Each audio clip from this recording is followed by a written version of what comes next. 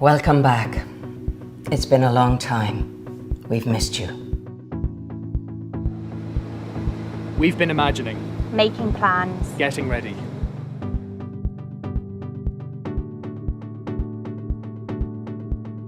Staying at home and doing our bit. We've tried our best to stay connected.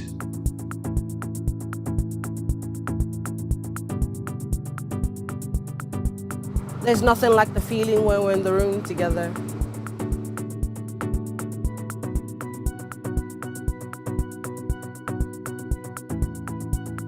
It feels so good to be live again.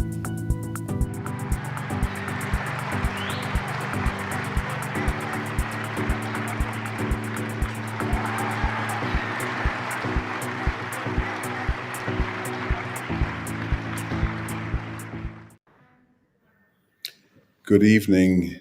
My name is Willie White. I'm the Artistic Director of Dublin Theatre Festival, and I'm joined for this conversation by Máirtín McAvoyage.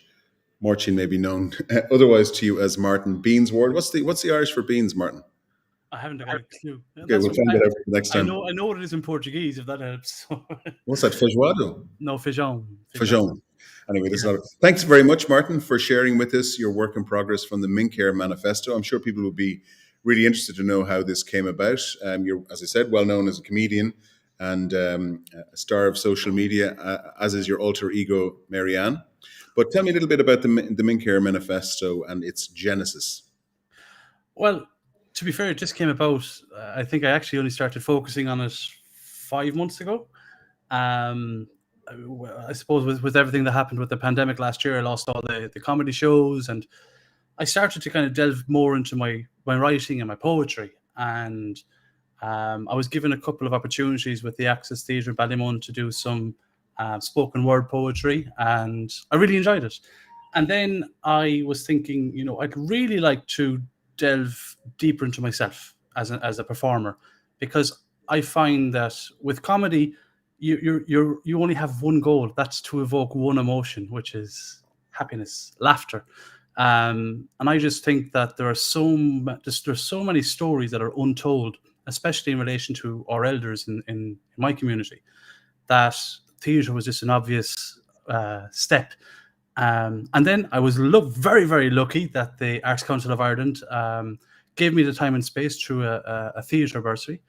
And that allowed me to develop and step away from comedy and really and truly find myself, within the arts, like completely within the arts, to the point where I see myself more when I'm on stage, doing my Mincéir Manifesto or writing. It's also a combination of all the things that I like. I like performing, but I really like writing, and I love people.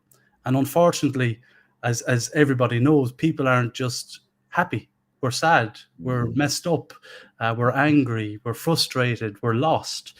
So this is like a combination of all that. And then obviously I spent some time then rehearsing, not as much time as I'd have liked, which is perfect, because when I went on stage with this, I went with, because of course my original script was meant to be 27 minutes, but I love ad-lib. I just cannot help it.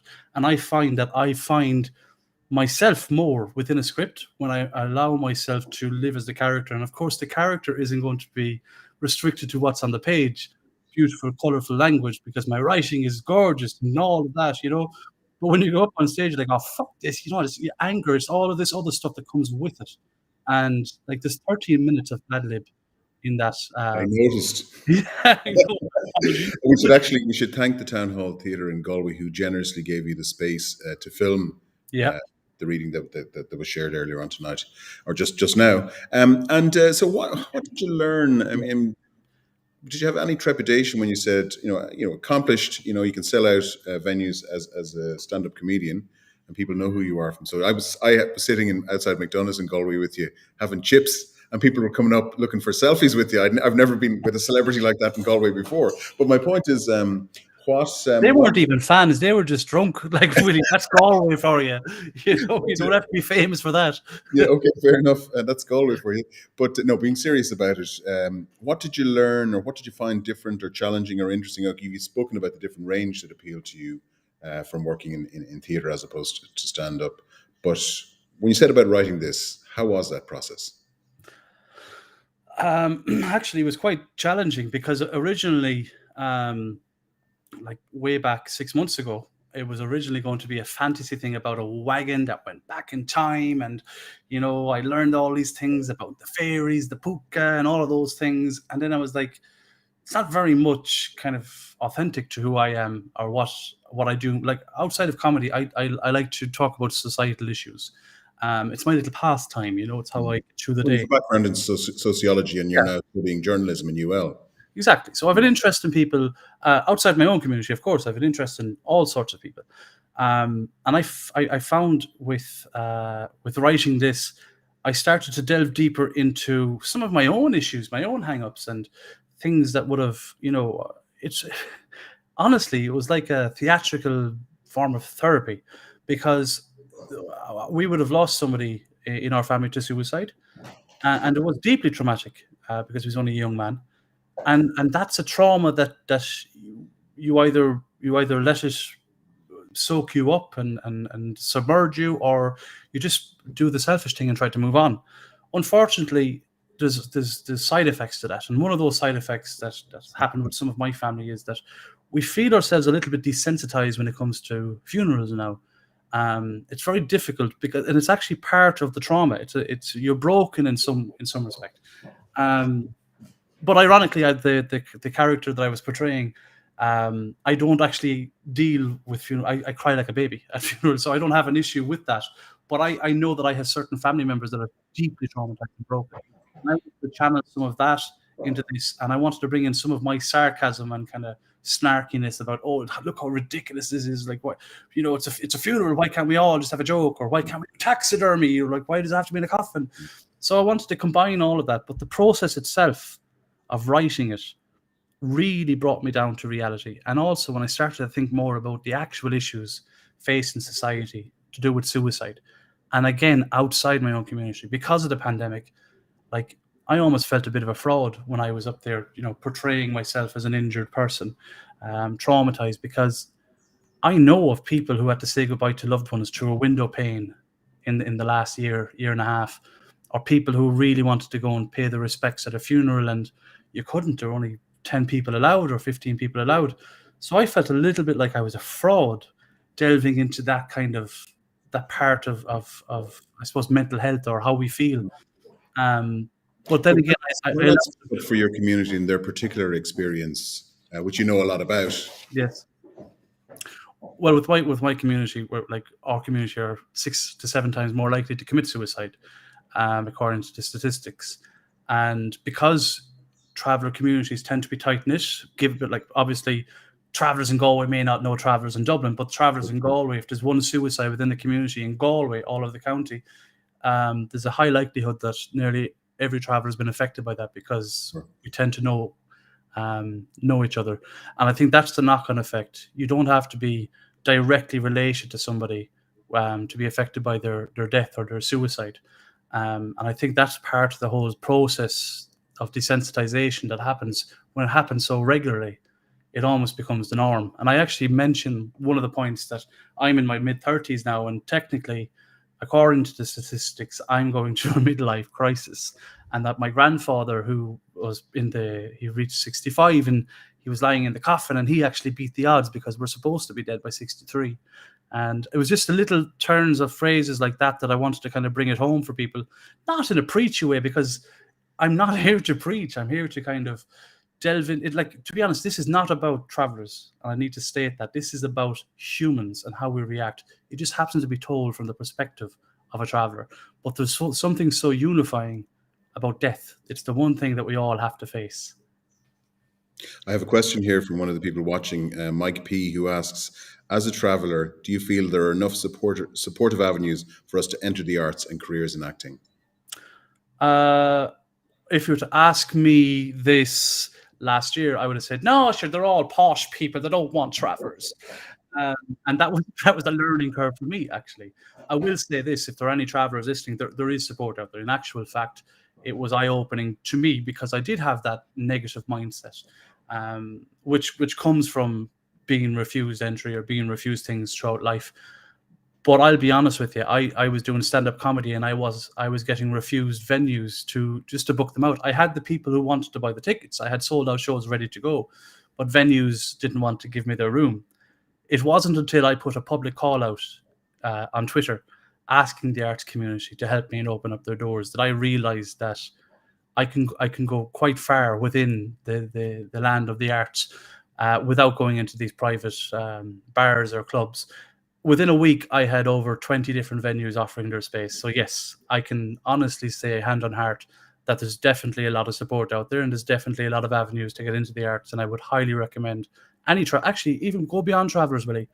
People from socio disadvantaged groups, non-Irish people, new Irish people, people on the islands, or the farming community, or the people in the Gaeltacht. We're not really represented as much as we should be within the arts. And my message would be going out to everyone. The arts community is a community in on itself. So once you join, you're part of a new family, and there is definitely space to get involved. And I would encourage anyone that wants to get involved No doubt. to get in touch with Willie White and make sure you annoy him for months.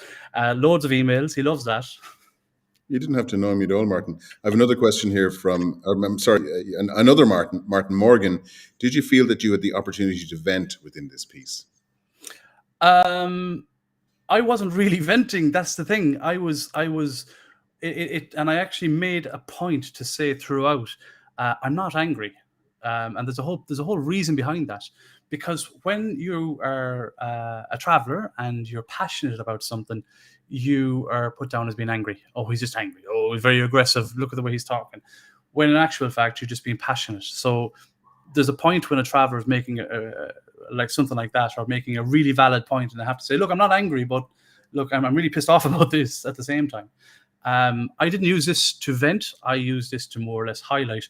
Now, the character, Patrick, he maintains that he's not angry, but you can see that there's inner turmoil within him. He's exploding. What's the difference? That's an interesting question. What's the difference between your own personal biography and this Patrick? How are they mixed together, and what does the fiction allow you to do that you wouldn't do if you were just giving us a lecture or something?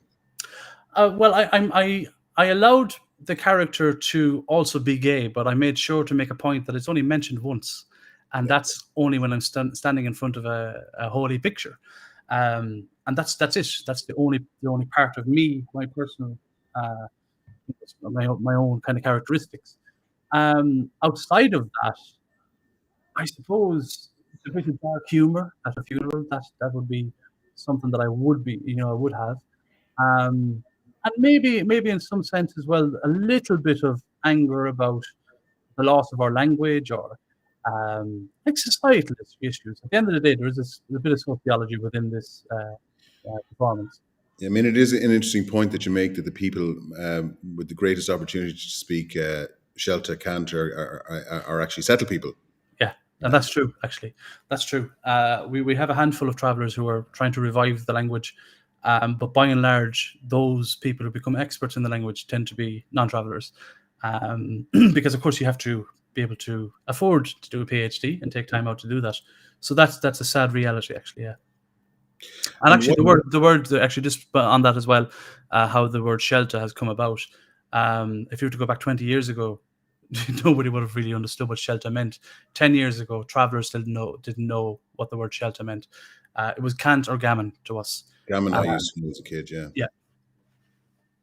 And in fact, actually, Mincéir is a word that has really only entered into certainly popular discourse in recent years, and it's been around, of course, but certainly it's only a word that I became familiar with in the past few years. Yeah, up until then, it was like mainly Pavi, Pavi, or Tinker. Going back even further, then it was itinerant. But like that now. Well, no, but you see, actually, the genesis of that word wasn't always a derogatory term either, and this is something we need to understand. That if you were to go back to people that are now in their 70s or 80s, and they say the word itinerant, we need to take on board that was quite a normal term to use back then, as was Tinker. But that was not a word that was chosen by the community to describe itself, surely. Well, no, because it's what is it? Itinerary. It's a Latin derivative. We didn't really have much of that now, so you can blame probably the church for that. Okay. And Martin, what's your ambition? So this is a work in progress. What's your ambition going forward for this piece? Will it continue to be called the Mincéir Manifesto? No, It won't. I think a manifesto. This is, we were asking about the process when I started writing this. The manifesto seems too preachy, and I'm not here to preach at all. So it's going to be called The Dead House, actually. Nice and succinct, and this is where it takes place. My ambition with this is to finish developing the whole script, and to put a lot more time into into finishing it off and to making it a polished piece, but using some of the stuff that I learned through ad-libbing also. There's a few lovely lines there that came, like there's 30 minutes there to choose from. But I really would hope that, I can get this produced. I can, get some funding to get it actually finished. Well, I know that you've already received some expressions of interest before the show is even finished. So I think there will be a lot of places around the country who know you as a comedian who would be very interested to in a theatre show from you too. Well, I think with something like this, I would hope to see this travel abroad also. We've a large Irish diaspora across the world. There's absolutely no reason why we can't bring a little bit of this. But I would love to I suppose gain more experience in front of a director also, and just learn how to do better. Have you lived anywhere other than Manchester yourself? Yeah, I was in a very exotic place called Tipperary. Okay. Manchester was the furthest afield that I lived, but I've traveled to Brazil and things like that. If you'll indulge me, you told me a funny story about being a doorman and having the opportunity to refuse settle people, which I thought was quite amusing. Poetic justice. I know, it's poetic justice, but then again, on the same night, I had to refuse travellers because there just happened to be two fellas that got drunk. So that's the reality as well. Like, we have them idiots too, as well as you guys do. Very professional indeed, Martin. It's been a real pleasure for me getting to know you over the past few months, working with you and talking to you about your script. What you've presented so far is very strong, very encouraging for what the finished piece will be. I hope that you will continue to get support, especially money, to bring it towards a full production. And I'd certainly be very interested in continuing our conversation with you in Dublin. Well, I tell you what, and just before you run away, because I know you hate getting compliments, but just for anyone listening, Willie has been absolutely brilliant and instrumental. Even, hang on, he's given me a note here to read. Actually, no, you've been absolutely, listen, right from the start. You've been a mentor, and you've been really encouraging, right down to the rewrites. And I've huge gratitude for you, Willie. Absolutely. There we go. Broken to theatre voice. I also want to say as well, why I see I'm only here a wet week and I'm already talking like I'm up around, the gaiety or something, But I also want to say thank you to Emma O'Grady, who helped me from the beginning as well. Just even sifting through the application for the Arts Council. She was fantastic with that. And also give me your time last Saturday to do some rehearsal. So, there's been I'll put this out to anyone that's looking to get involved in the arts. Do it. There's people out there that are really good people and want to help. I think I've overstayed my welcome, have I? We're going to say. But I suppose it would have been great if we had been able to do your reading live. We did it on YouTube because that's what was available to us. Look forward to you being able to share the work live in a room in the not too distant future in front of an audience. I'd love that. I really would. And I think that the audience would definitely get something more from it. You know what it's like when you got people around you. The energy is different. Everyone emits this different energy. We all just soak up. I think the ad-libs will multiply even more. Yeah. But yeah, this has been a wonderful experience. It really was. And it's my first step into theatre, and I'm so proud of myself to, just to get something across the line. And thanks to the Dublin Theatre Festival for the opportunity. You've been great, guys. Thanks, Martin, for the talent. Okay, great stuff. I'm off to see you play. Take care. Thank you. I'll be talking to you soon.